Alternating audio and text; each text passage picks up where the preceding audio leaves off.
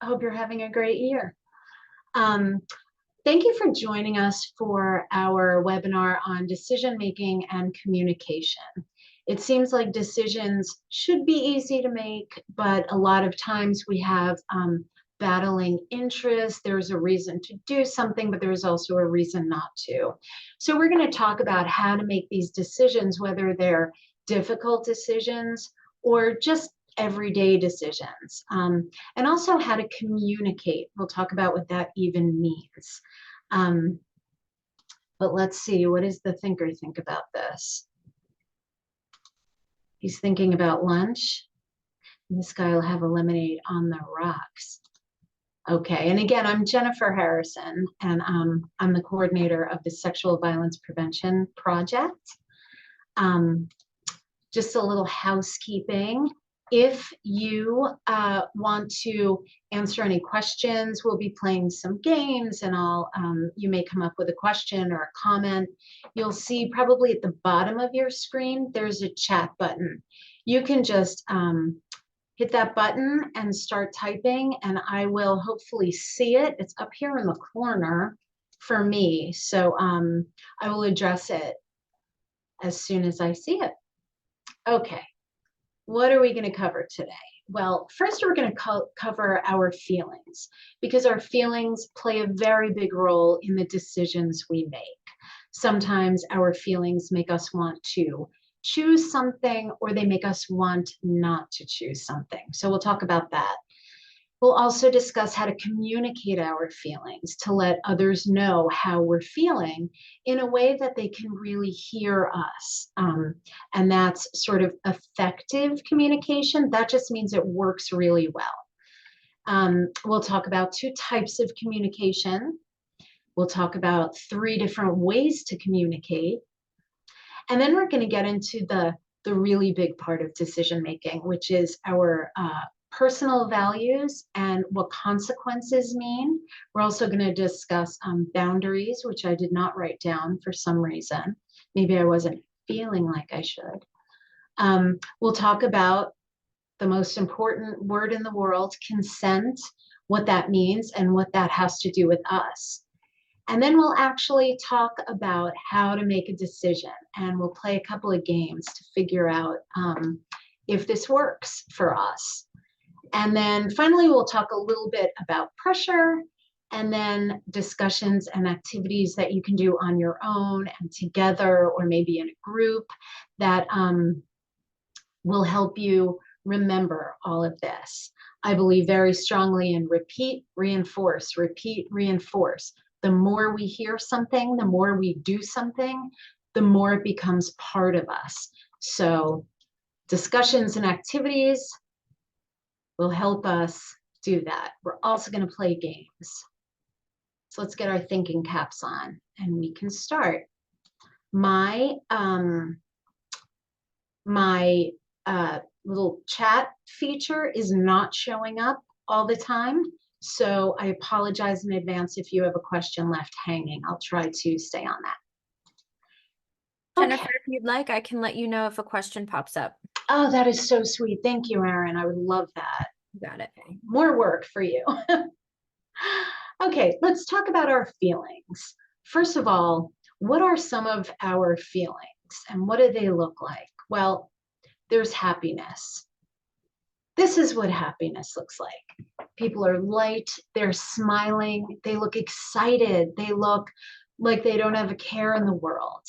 So that is the goal, is happiness. Jennifer, sorry, really fast. We don't see anything being shared. Nobody does? No.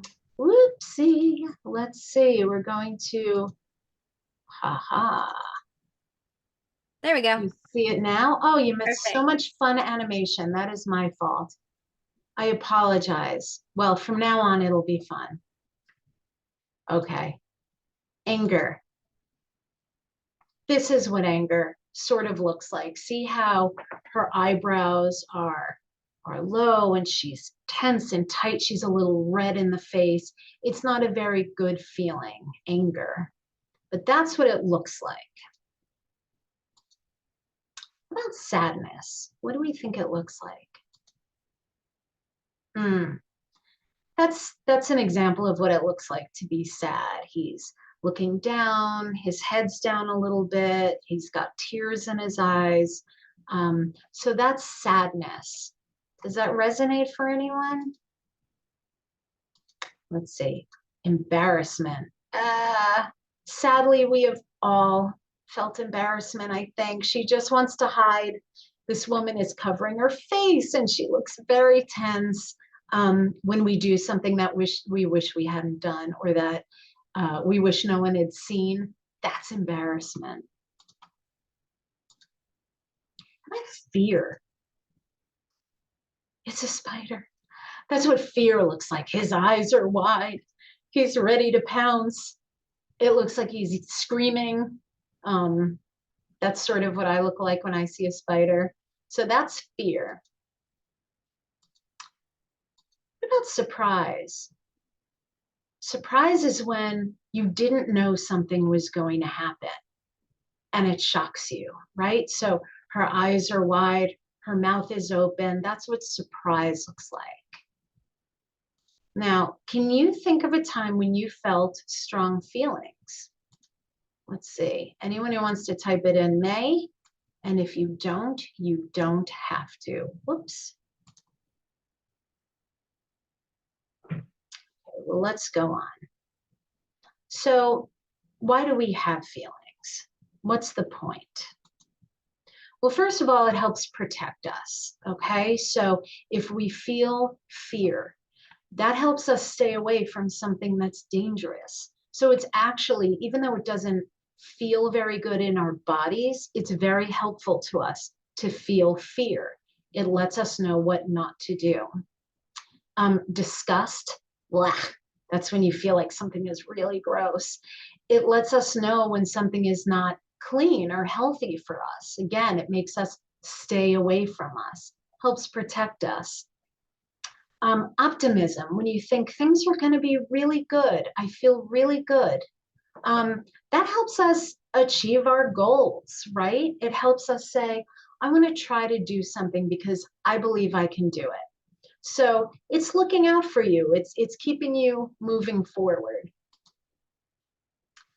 Why else do we have feelings? Well, relationships, okay? So feelings of love, that warm, happy feeling, it makes us want to spend time with our friends and family. That's really good for our relationships. And so those feelings of love make us want to do this.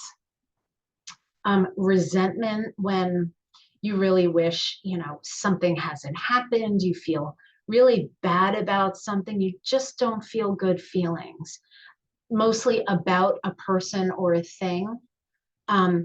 It can tell us that something has to change in our relationship, right? If you're feeling resentment, you just have this anger you can't get rid of, that kind of lets you know that something's not right about your relationship.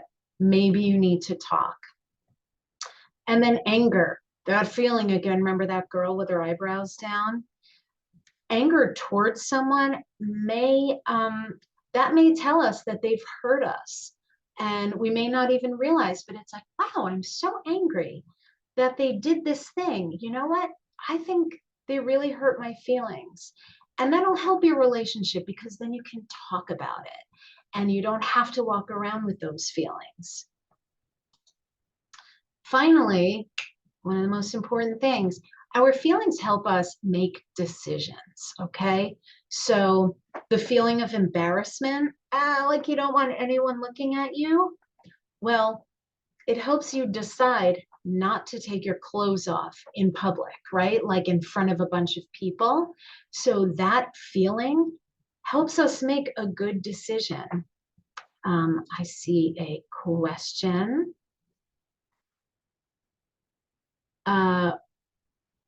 Oh, what happens when you're told you're an angry person? Well, I find it hard to believe that there are people who are angry people. I think there are people who feel anger, and that's different. You are not your feelings, right? We're all good people. We just may have some bad feelings. And if someone thinks you're an angry person, well, that may be a way to let you know that maybe you need to talk, right? We're going to talk about communicating our feelings in a really short time. So this was a good time for your question. You're going to get an answer to it. For now, we'll just finish up with how feelings help us with decision making. If we feel anxiety, like we kind of don't want to do something, we feel shivery in the stomach and we just feel nervous. Um, that may help us decide not to speed when we're in the car, right? Or to get on a dangerous ride. So that helps us decide, let's see, do I want to do this or don't I? Well, I don't have a very good feeling, so maybe that's something I should not do. Finally, giddiness. What's that? Oh, it's just giggling. It's feeling silly and happy and giggling. That can let you know that maybe you have very strong feelings for the person you feel giddy around. It may be something else, but it could help you decide to ask that person to a school dance or out for coffee. Again, it might not. So what we will do is talk more about decision making later. But let's just talk about how feelings feel in our body, because what if I don't know if I'm feeling anxious? What if I don't know if what I'm feeling is happiness? Okay, so your brain tells your body how to react when you feel something. So, for example, if you feel sad, you might feel a weight in your head and your chest, might feel heavy or dark in your head and chest. Fear can make you feel wobbly in your stomach and your arms and your legs, like you're shaking. And happiness can make you feel like a warm glow, right? If you just feel really warm and sunny, like the sun itself, chances are what you're feeling is happy because it's a good feeling. So it's probably a good feeling that's causing it. There's a question in the Q&A about, is stress a feeling?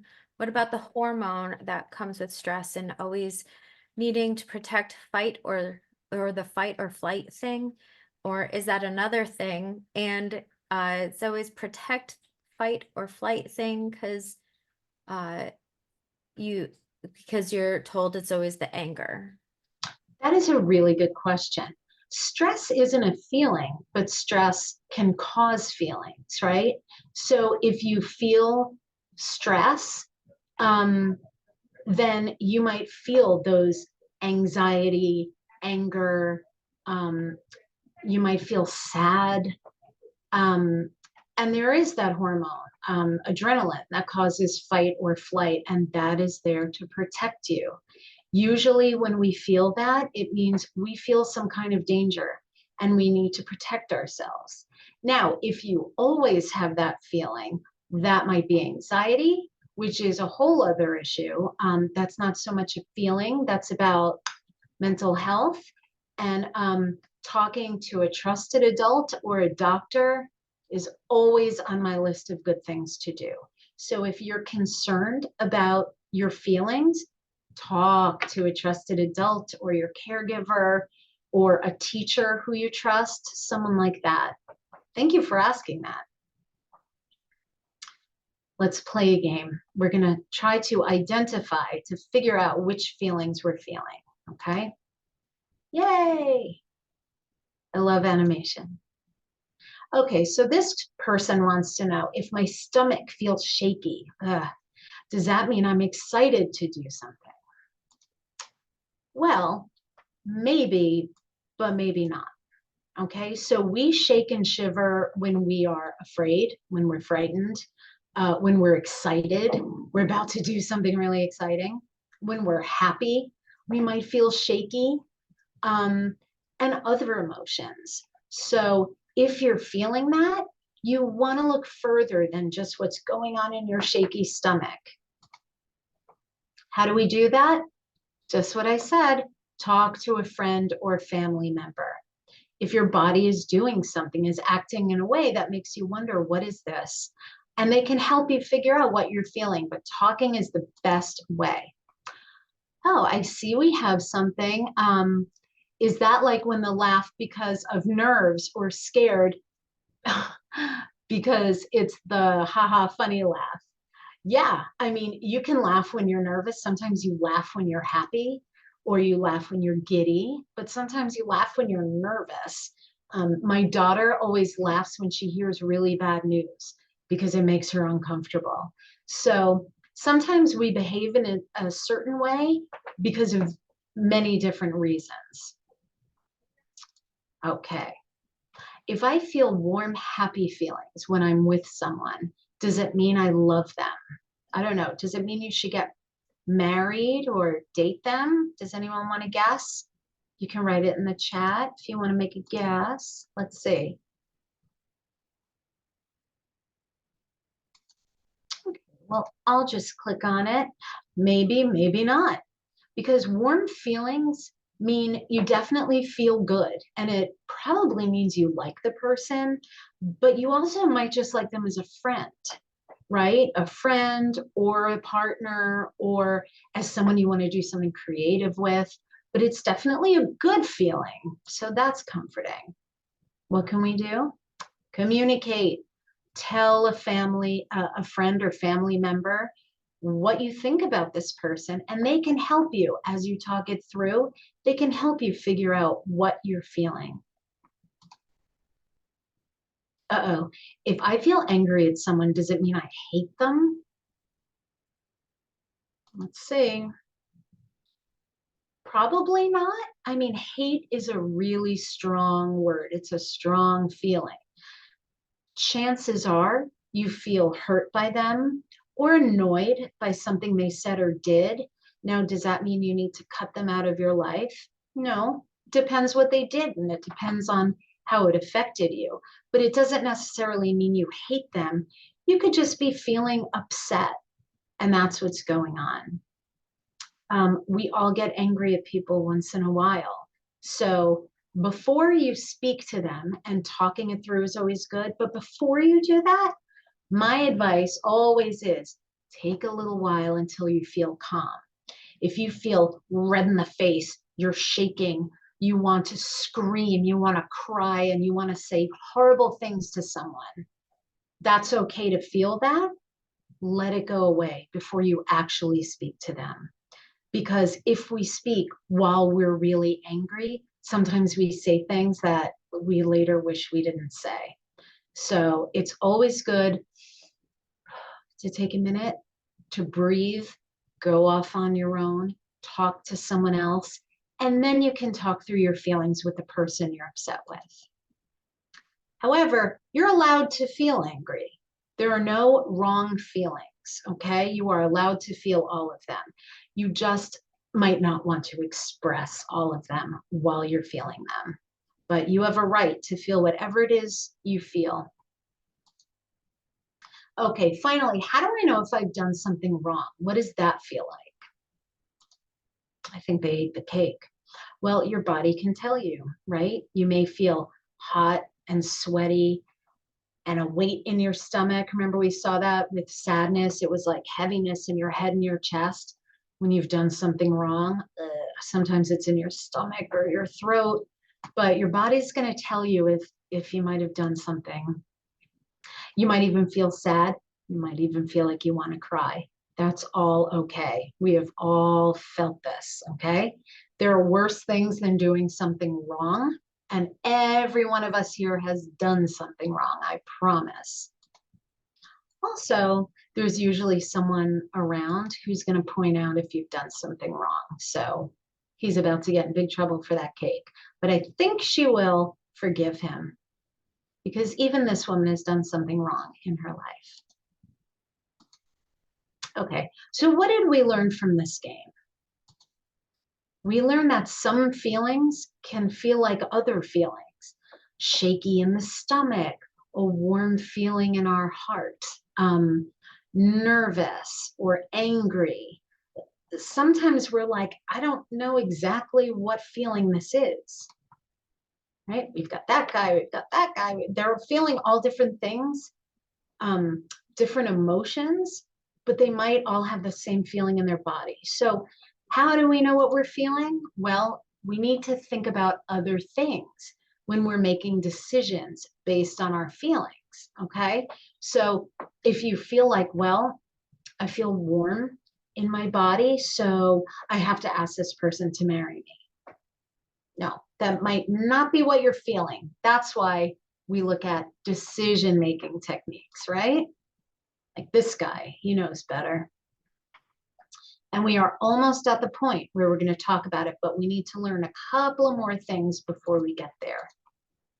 So we have to learn a new word. Word alert, that is communication. What is communication? That's a really long word. Well, it just means sharing information or ideas, letting people know what we think and feel, okay? We have to communicate or else people might not know what we think and feel. And that's really frustrating feeling. Then we might feel frustration. So it's always good to communicate. So in other words, it's letting people know what we want them to know, period. Why do this? Well, think about a balloon, okay? We blow up a balloon and it's that size. And then we put more inside of it and it's bigger. We put more inside and it's bigger. We put more inside and it's bigger and it pops, right? Well, when we're full of big feelings, we're not going to pop. So you don't have to worry about that. But it can feel like we're going to. It could give you a headache. It can make you just feel like there's too much to carry around. And what helps with that feeling? Communicating, letting it out to somebody you trust and who will listen, okay? It's really good for us to communicate. But we're going to talk about how. So, two types of communication. What are they? Well, first is called nonverbal. What does that mean? It means it doesn't use words. It uses your body language. It uses your facial expressions and gestures. What does this look like? You know I'm going to show you. Can we figure out what this baby is feeling even though he's not using words? Let's see. Well, he looks, his arms are crossed, his eyebrows are down, his lip is pushed out. I'm going to say he doesn't feel anything very good. Angry, very good. I think that little guy is angry. I agree. Well done. What about this person? What do we think he's feeling? Oh, I'll get to that Q&A in a second. He looks pretty happy to me, right? His eyes are wide open, his shoulders are down. I see a big smile. He's even given a thumbs up, right? That's a gesture. So he doesn't have to say, yep, I want to do that. I'm good. I'm happy. He's showing us. What about this guy? What's he trying to tell us? Let's see, someone's in the chat. Confidence. They had said confidence. That's a great word. That other person was feeling really confident. I'm going to say this guy, ready to eat. That's right. He's telling us, oops, sorry. He's telling us he's hungry. How do I know? Well, his tongue is almost hanging out. He's got a napkin around his neck. He's got a fork and a knife in his hand.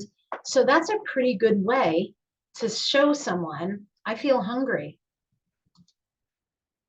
Finally, let's see if we can figure out what she feels. What's she showing us with her body? Her tongue is out. Let's see. That's good. One person said COVID. Looks like COVID to me too. Another person said tired. And the truth is, when you have COVID, you're tired. So I think you're both right. She can't even sit up straight. Her tongue is hanging out. She's seeing stars. Her eyes are half closed. This person is tired. So that's all nonverbal communication. Exhaust. Very good. That's a great word too. She's feeling exhausted. What about verbal communication? Well, that just means you do use words, right? Nonverbal means no words. Verbal means using words. And so that can be written words or typed or words that you speak. So let's see. These two people are using verbal communication by talking, right? Their mouths are open. This woman seems to have texted and also typed on her laptop what she's thinking. So she's been communicating verbally by typing. How about this guy? I think he's using both verbal and nonverbal. How do I know? Well, his mouth is open. He looks like he's talking, right? So that would be verbal, but he's pointing, and that's nonverbal. So the man he's talking to knows, look over there. So how is it best to communicate my feelings, whether I'm using words verbally or not using words non-verbally? Well, one way is you could be aggressive. You do not have to learn these words, these big words like aggressive. Just know what they mean. When you're aggressively communicating, you're loud, you're criticizing, you're interrupting, you're using bad words maybe. People don't really listen when we are aggressively communicating, right? If someone's yelling and screaming at us, I do this because I don't want to hear communication like that. So that's not a great way to get people to listen to you, right? By yelling and screaming and being mean and making noise. Should I do the opposite? That's passive. Again, you don't need to know this word. But this guy, he's quiet. He's not making eye contact. He's looking at the floor. He looks like he's shrugging, or I don't know. If you say, I don't know, is that communicating what you think?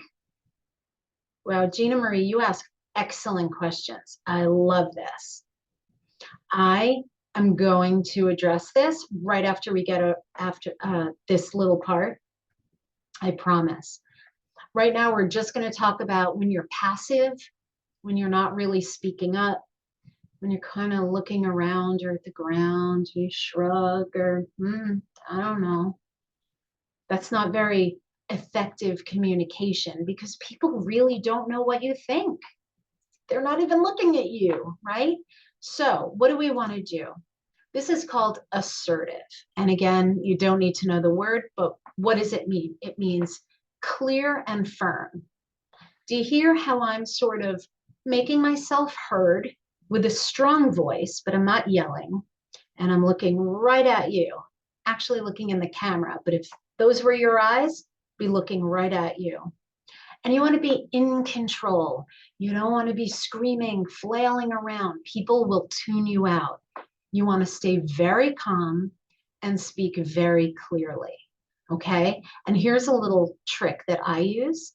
If you don't like looking someone in the eyes, because that sometimes makes me uncomfortable, you can look at the space right between someone's eyes and it looks like you're looking in their eyes. So it's easier for you, but it's just as effective. So you might want to try assertively communicating like that. Very quickly, I'm going to talk about what Gina Marie said.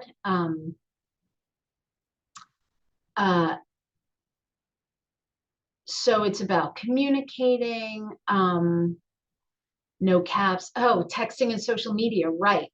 She said she's been told don't use all caps, right? Because it looks like you're yelling.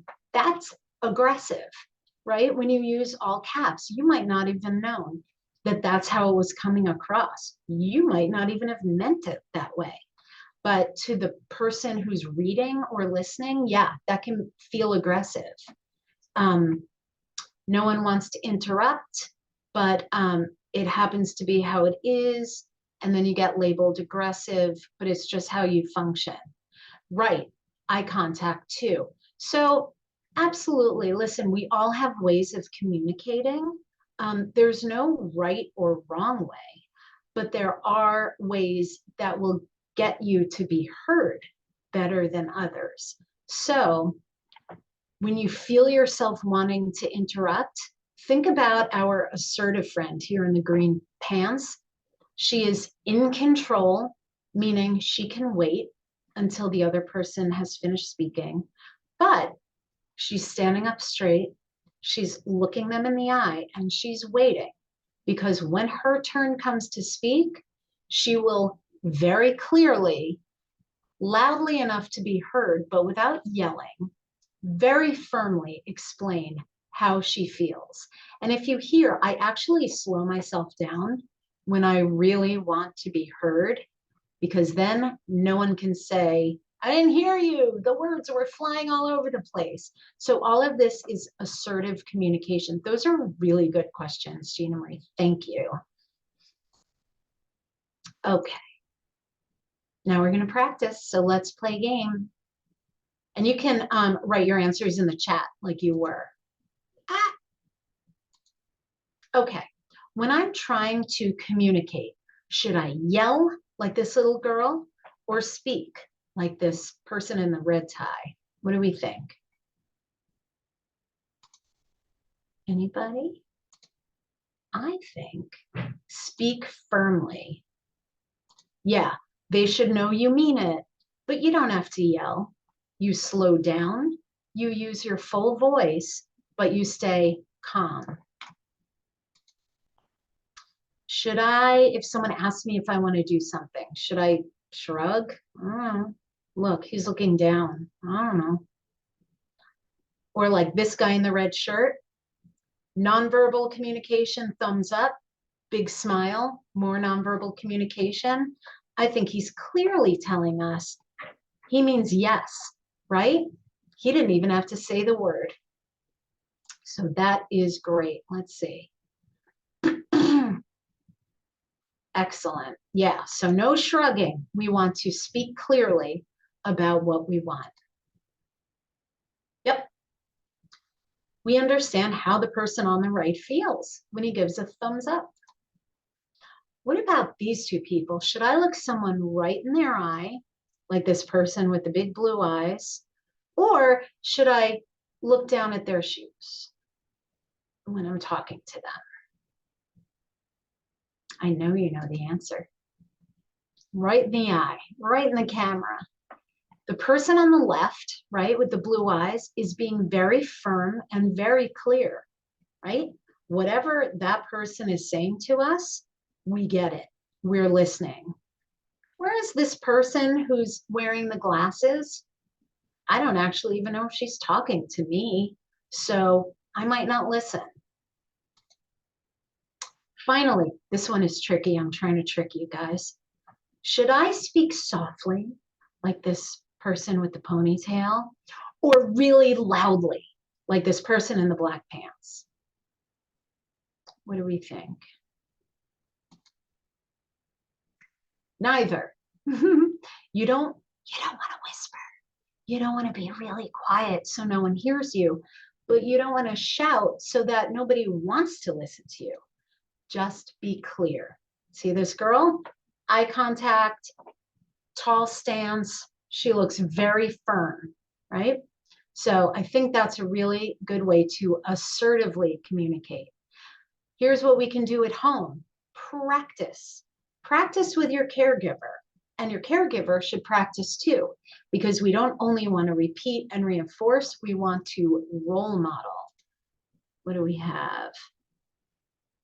Loud to yell. Yes, sometimes we are louder than we want to be, and that's okay. I mean, a loud voice is just a loud voice, but we know when we're getting out of control and yelling, right? That's when we're letting our angry feelings take over. So it's okay to have a voice that you can hear easily, as long as you feel calm. Okay, so we're finally at the point where we talk about, how do I make a good decision? There are a lot of decisions in this world. Maybe a friend asks you to do something, a caregiver asks you, you come up with an idea and you're like, I don't know if I should or I shouldn't. We've all had these. So How do we make good decisions? Let's see. Well, first we think about what we want to do, okay? But that's not always what we should do. What if I want to take that spider that scared the guy just before and put him in my mouth? Not a good decision to make. So we can't just do what we think we want to do. We need to think about three things, and we're going to go over these. Our values, I promise we'll go over, our boundaries, and the consequences of what there is to do. So let's talk about our new words. Word alert. The first one, values. What does that even mean? Values are things that we care about that help us decide what to do. They're the things that matter to us. So let's say if you eat healthy foods and you exercise a lot, lift weights, then one of your values is probably good health, right? Keeping your body healthy. If you take time to talk to friends, to visit with friends, then friendship is probably one of your values. It's something that means something to you. It's something you care about. Maybe now or maybe later, I'm looking at the chat. What do we see? Sit down and list some of the things you love in this world and things you love to do. And that can give you an idea of what some of your values are. If you're watching this in the archives right now, if it's already been taped, you can pause me. You can take all the time you want. But if you're watching this live, if we're doing this right now, then maybe later. That's something to do, like after dinner or before dinner. Sit down and list the things that you care about. Those are your values. And we all have many values. Nobody has one value, okay? So you don't have to say, oh, I don't know if I should write, I love my family or I enjoy playing softball. It can be both. Let's figure out some of these people's values, okay?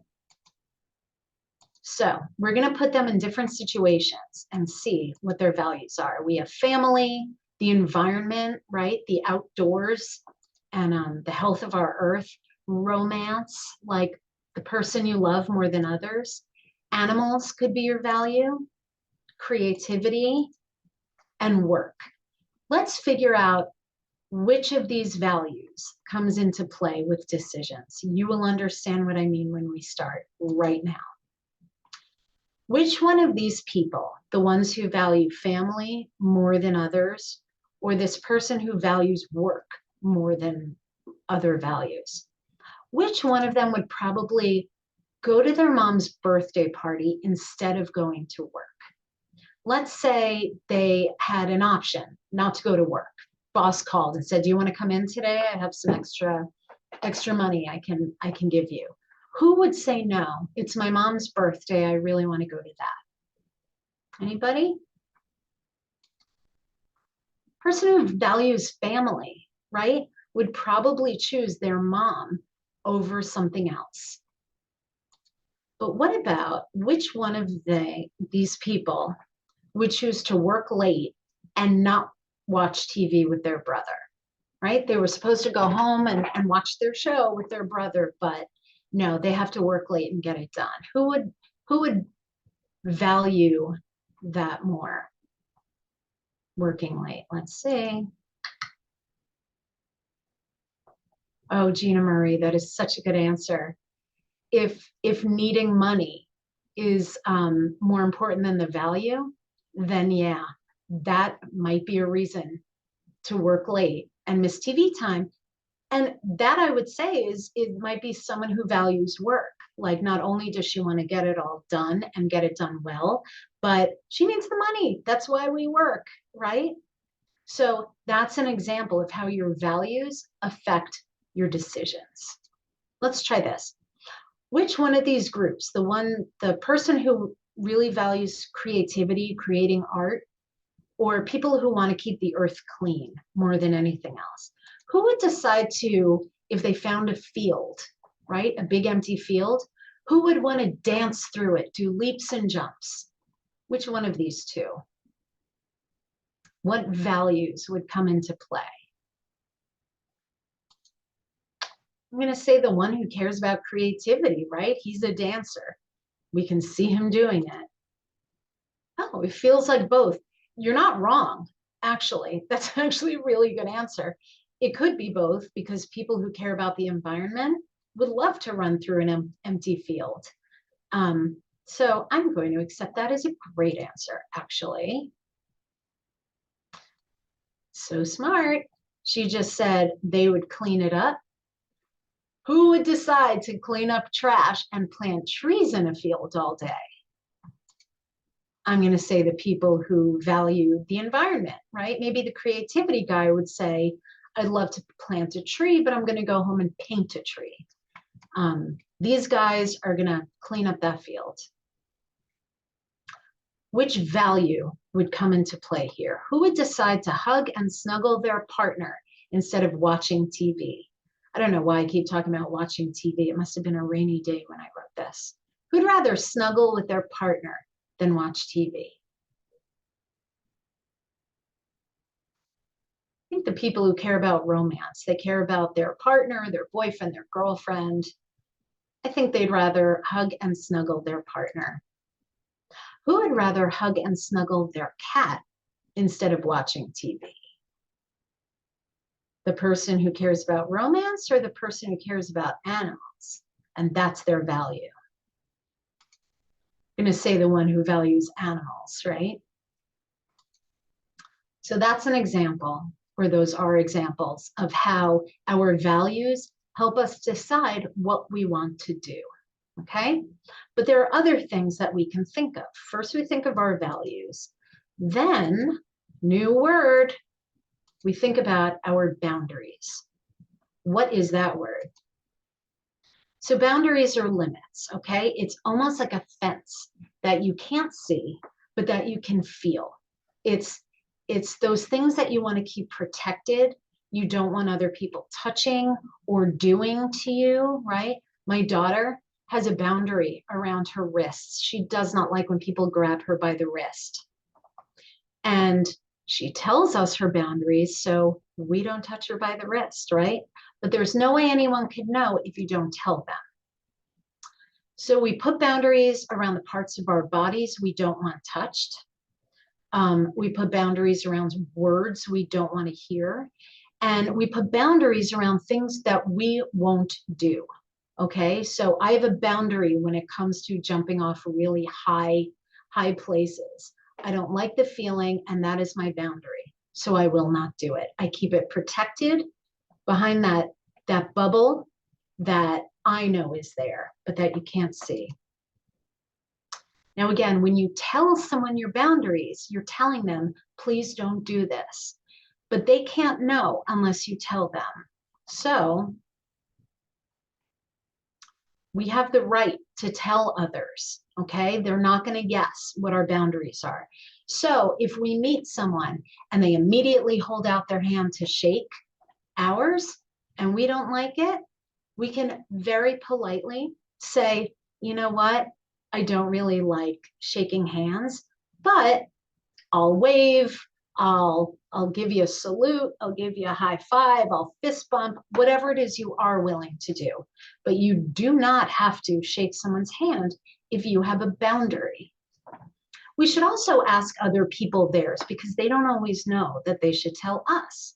So if you sit down next to someone, it's a really good thing to practice by saying, is it okay if I sit this close? Or am I sitting too close?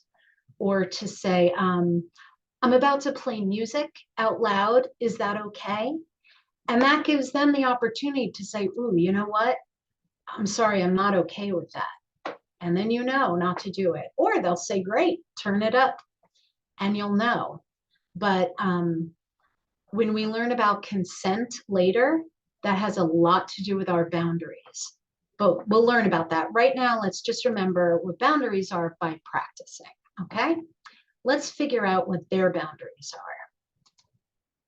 He says, I don't like my knees touched. So he knows that there is a big red boundary around his knees. Now, can we see it? Nope. But he knows it's there, and he doesn't want anyone getting through that red circle. That's his boundary. No one should touch it. This woman said, I don't like my neck touched. Oop, there's her boundary. Don't touch her neck. Nobody should pop that bubble.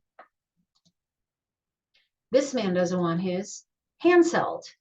Okay, so he's got boundaries around his hands. If someone says, can I hold your hand?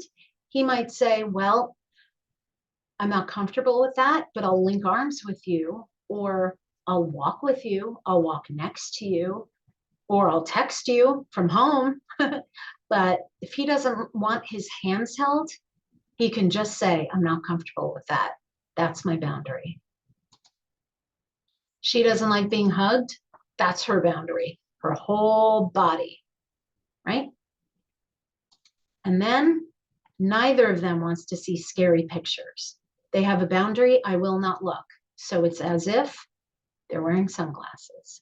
They want to put a boundary in front of their eyes.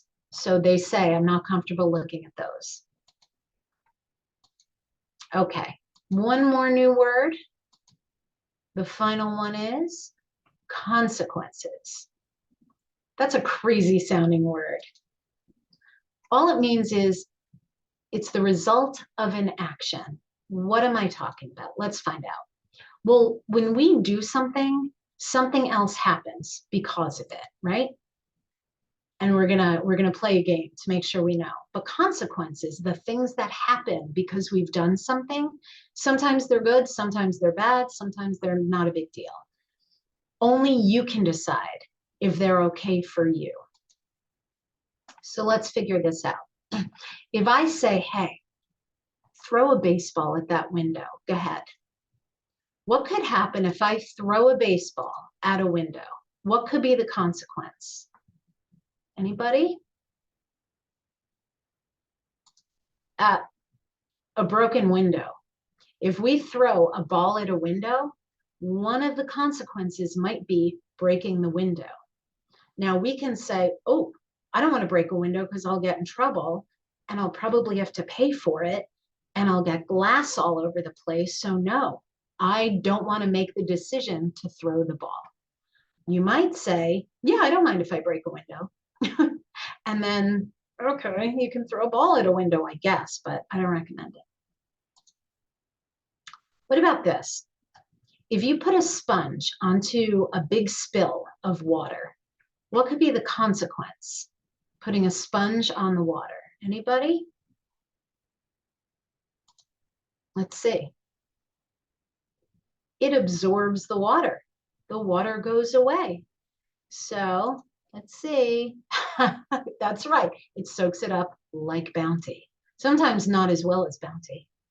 But a consequence of putting a sponge onto water is it's going to soak the water up. Now, if you've spilled your water, that's a great consequence is absorbing that water and getting rid of it. But if it's the water in your fish tank and that's where your fish lives, you might not want to put a sponge in there or a bunch of sponges because then all the water will go away. That would be a bad consequence, right? Finally, what about if you practice the piano every day? What's the consequence? Well, I can think of a few. Your fingers might hurt, right? They might get really tired and stiff. Or you might get, let's say, get better songs. You might get better at playing music. So these are two consequences that are both real. One you really don't want, and one you probably really do want. So you have to really think about the consequences and which is more important to you. This person said, I'm going to practice and I'm going to make great music. And there is the consequence of my fingers being tired. And okay, I will accept that consequence because I really want to make beautiful music. So those are our values. Does it go against what matters to us? Our boundaries. Will it feel okay to do this thing that I'm deciding to do? And the consequences, which is what's going to happen if I do what I might do? We think about those three things, and then we can make our decision. So let's practice doing this. I'm going to give the example of Tucker. So Tucker has no money. He really needs money. He wants it. So Tucker is thinking about robbing a bank, going into a bank and saying, give me all your money, okay, which is against the law. Let's think about his values, his boundaries, and the consequences to help him figure out if he should rob a bank. We know he wants the money, so we already have that. That's him as a bank robber. Let's see. These are his values. Well, he loves money, okay? So when you think about that, yeah, I mean, his values alone, I think we probably should rob the bank. He also loves being in the fresh air and outdoors. We're going to figure out if that value is his boundary. Gina Marie, you're thinking ahead of me. He loves the outdoors and he loves money. All right, so let's see if those values will affect his decision. Well, what are his boundaries? He does not like small spaces. Well, that's a boundary. How could that possibly affect his decision making? Let's see. The consequences of robbing a bank. Well, bank robbers almost always get caught and they go to prison. So let's think about this. He loves money. So for that reason, he should rob a bank, right? I say do it. But he loves being in the outdoors and the fresh air. Now we know that the consequence is bank robbers can go to prison. There's no fresh air there, right? You can't go outdoors. So if the consequence is going to prison, well, his values go against, right? They go against robbing a bank. Also his boundaries. He does not want to be in a small space. And he could say, okay, if I decide to rob a bank, I will probably go to prison, which is a really small space. So while he would get money, even though they probably wouldn't let him keep it, if he robs the bank, he can't be in the fresh air. He'll be in a small space, and yeah, he'll be in prison. So what do we think? Should he or shouldn't he? Gina Marie said 1 hour yard time, if you're lucky. I'm going to say it's a bad idea. Thinking about his values, his boundaries, and the consequences, it's not worth it. You know what maybe he should do? Get a job, Tucker. Get a job and you'll make money. Get a job in the outdoors, maybe landscaping. That's a great way to honor your values. Both of them, fresh air and money. Okay, one more. Let's see. This is John. John has become really good friends with Christina. They look very good together, don't they? Now, Christina really likes John, and she asked him to put his arm around her when they were at the movies, okay? So that's the decision he has to make. Do I put my arm around her or don't I? Well, what are we going to think about? Values, boundaries, consequences. Let's see. His values, friendship and kindness. Well, according to his values, I think he should put his arm around her, right? Because it's very friendly and it's very kind to do what she asked. But we don't only look at our values. We look at a bunch of things like boundaries. His boundary is he doesn't really like to touch other people. Well, this makes me think he should not put his arm around her. So we've got a value that says, yeah, you should, and a boundary that says, I don't think you should. So we look at the consequences. Well, acting like Christina's boyfriend, because that's kind of what a boyfriend, a girlfriend, or a partner would do, right? Put their arm around someone. It might change the friendship. Like, What if she starts thinking of him like a boyfriend and then she breaks up with him and everything changes? Well, because his value is friendship, he might not want to risk the friendship because the consequence is the friendship changing. Also, his boundary is kind of a big one, right? He does not like to touch other people. So what do we think John should do? Let's see.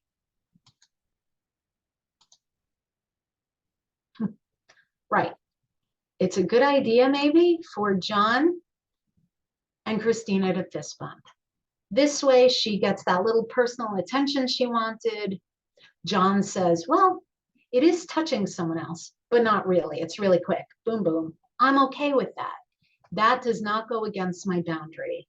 And it really works for my value of friendship. And there's really no consequence because I'm not acting like your boyfriend. So the friendship can only get stronger. That's another example of thinking of these three things to help us make decisions. Very quickly, we're going to talk about pressure. Boom. Sometimes people might try to pressure you into making a decision that they want you to make, to choosing the thing they want you to choose. Like you say, I don't want to go swimming. And they're like, oh, I want you to go swimming. So they keep asking you, please, please, do you want to go? Do you want to go? Do you want to go now? It's hot now. You want to go swimming? They might whine or cry. I really want you to go. You're making me feel bad. Let's see.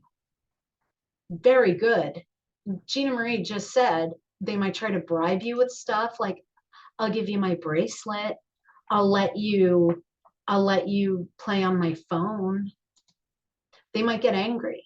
They might yell if you don't want to do it. You're not my friend. You don't care about me. They might try to make you feel bad, like, now I feel terrible, all because of you. And they might threaten you, like, if you won't go, I'm going to find someone who will. So unless you want to be replaced, you should do this. How do you make a decision when people are pressuring you? You look back at your vow to think about your values, your boundaries, and the consequences. And that will bring you to your answer. Nothing that other person says will make any difference because you know what matters to you. Not my boundary and respects myself about my boundary. Exactly. You want to respect your boundaries. So here we are at the end. I'm going to list some discussions and role plays for home. I will not read this. My voice is probably going through your head right now. Here's what I want you to do. My favorite icon. This is a person holding up their phone. If you have a smartphone or if you have a camera. Right now, you can take a picture of this screen and you can save these discussions and role plays for when you have an extra 5, 10, 15 minutes even. Sitting at dinner, you might say, ooh, you know what? Let's talk about good decision making and communication. And these are some games you can play, basically. Why is that good?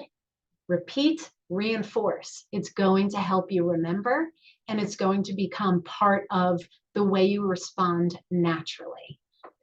It also helps us role model when the people we love are also doing it. Oh, look at that. Oh, Erin, you are the best. She just put a screenshot of it up. Also, this is going to be archived if you're not already watching it in the archive. You can always go back and either rewatch this webinar, or you can fast forward just to this part, and you can refer to these discussions and role plays. If you put it on your phone, you can keep it there. You can print it out, put it up on the fridge, whatever you want. So thank you for deciding to watch with us. We value you. And you can watch it again and again because it's archived. Please feel free to contact me to communicate how you feel. It's jharrison at ARCNJ, the Arc of New Jersey.org. If you have questions, comments, just want to reach out to me, please feel free to write. You can also take a picture of this right now if you're going to forget how to get me, or you can just go on the website and you'll find me. I'm going to have my own webpage up soon, not my own webpage, but the Sexual Violence Prevention Project, but that's not up quite yet. And remember to keep working on values, boundaries, and consequences. So thank you so much. You guys have been amazing. Does anybody have any? Thank you, Gina Marie. You guys have been great and great fun. If anyone has any last questions or comments, feel free. And if not, you can always get in touch with me. So thank you. Excellent. Thank